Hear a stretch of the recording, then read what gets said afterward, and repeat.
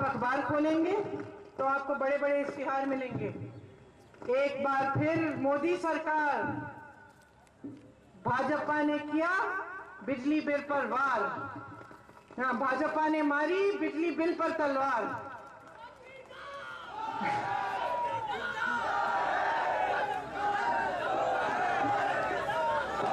क्या तलवार मारी कि उसी दिन, जिस दिन मैंने ये इश्तिहार पढ़ा, उसी दिन मैं अमेठी का दौरा लगा रही थी, गांव में गई, 2 महिलाओं ने मुझे कहा, देखिए दीदी हमारी बिजली की बिल है और ये 35,000 रुपए की आई है, हमारे घर 2 घंटे की तो बिजली आती है, 35,000 की बिल आई है।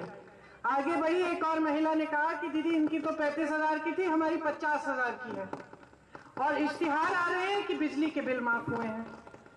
तो बड़े बड़े इश्तिहार बन रहे हैं कि ऐसा विकास आया है इस देश में इन 5 सालों में कि मानो कि 70 सालों से कुछ नहीं हुआ था, और जहां जाते यही प्रचार करते हैं कि 70 साल में ये हुआ, 70 सालों में वो नहीं हुआ, ऐसा नहीं हुआ, वैसा नहीं हुआ।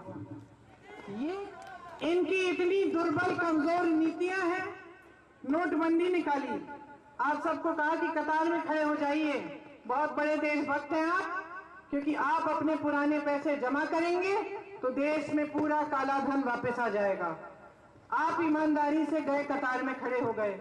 अमेठी रायबरेली में मैं उस समय मैंने पता किया था, कुछ ऐसे गांव थे जो 4-4, 5 किलोमीटर चलना पड़ा उन्हें बैंक के पास जाने के लिए। बैंक में कतार में खड़े हुए, आपने अपनी देशभक्ति दिखाई, लेकिन एक भी काला धन, एक भी रुपया काला धन का इस देश में वापस नहीं आया।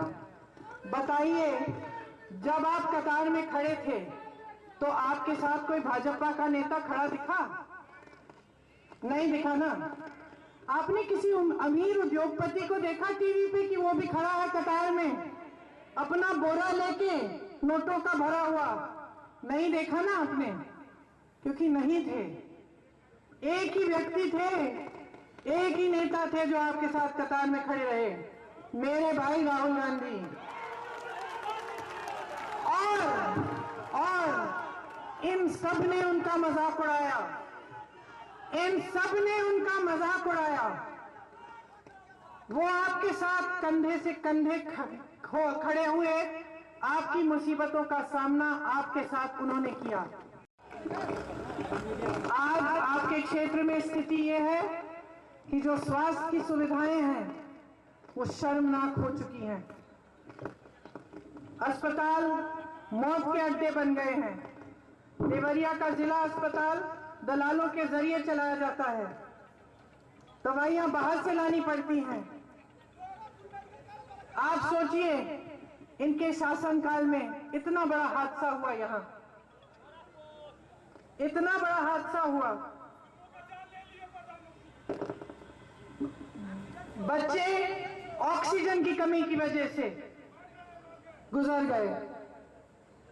फिर भी आज तक यहाँ की स्वास्थ्य सुविधाएं इस बुरी परिस्थिति में है कि आपको अच्छी दवाइयां भी नहीं मिल रही, आपको अस्पताल में जांच और इलाज की सुविधा भी ठीक से नहीं मिलती।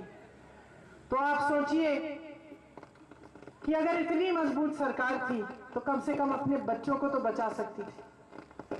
अगर इतनी मजबूत सरकार थी तो जब इतना बड़ा हादसा हुआ, कम से कम उस हादसे से कुछ सीख तो लेते, जनता की बात सुन तो लेते। लेकिन मजबूत सरकार नहीं है, मगरूर सरकार है, अपने अहंकार में है। नौजवानों से मैं मिलती हूँ, कहते हैं जब हम अधिकारों के लिए, अपने अधिकारों के लिए प्रदर्शन करते हैं, हमें पीटा जाता है दीदी, जेल भेजा जाता है। महिलाओं से मिली हूँ, अध्यापिकाओं से, जिनको जेल भेजा, राष्ट्र सुरक्षा का कानून डाल दिया, कह दिया तुम देशद्रोही हो। मैंने कहा ऐसी कौन सी गलती कर ली आपने? कहा कि हमने क्या किया दीदी, हम तो अपना मानदेय मांग रहे थे, हमारा मानदेय काटा गया है, हम अपना प्रदर्शन कर रहे थे अपने हक के लिए। तो ये जो मानसिकता है इस सरकार की, लोकतांत्रिक मानसिकता नहीं है। ये आपको आगे बढ़ाना नहीं चाहती, ये आपको दबाना चाहती है।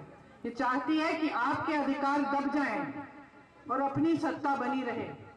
इसीलिए 56 इंच के सीने की बात करते हैं, क्योंकि अपना सीना ताने हैं, ये नहीं चाहते कि जनता अपना सीना ताने।